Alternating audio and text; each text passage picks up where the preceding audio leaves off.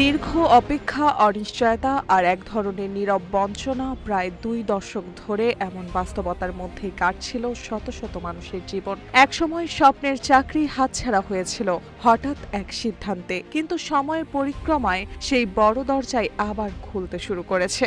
দীর্ঘ ১৯ বছর পর অবশেষে স্বস্তির খবর পেলেন ৩৩০ জন পুলিশ কর্মকর্তা।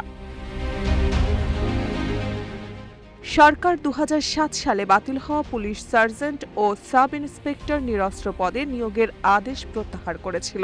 ১৬ই মার্চ স্বরাষ্ট্র মন্ত্রণালয় পুলিশ শাখা ২ থেকে জারি করা এক প্রজ্ঞাপনে তথ্য জানানো হয়। প্রজ্ঞাপন অনুযায়ী ২০০৬ সালে নিয়োগের জন্য বাছাইকৃত ১২৩ জন সার্জেন্ট এবং ২০৭ জন সাব ইন্সপেক্টর নিয়োগ দলীয় বিবেচনায় ২০০৭ সালে বাতিল করা হয়েছিল। নতুন সিদ্ধান্ত অনুযায়ী সংশ্লিষ্টরা নির্ধারিত শর্ত সাপেক্ষে পুনরায় চাকরিতে যোগ দিতে পারবেন। সবচেয়ে তাৎপর্যপূর্ণ বিষয় হল তাদের জ্যেষ্ঠতা নির্ধারণ করা হবে সেই সময় থেকেই যখন তারা স্বাভাবিকভাবে চাকরিতে যোগ দেওয়ার কথা ছিল। তবে এক্ষেত্রে কোনো ধরনের আর্থিক সুবিধা দেওয়া হবে না বলে স্পষ্ট করা হয়েছে।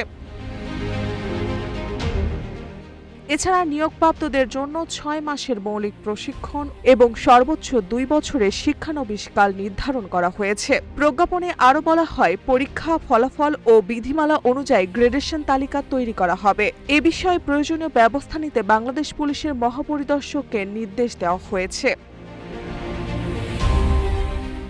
মার্জিয়া মৌ, রূপালী বাংলাদেশ।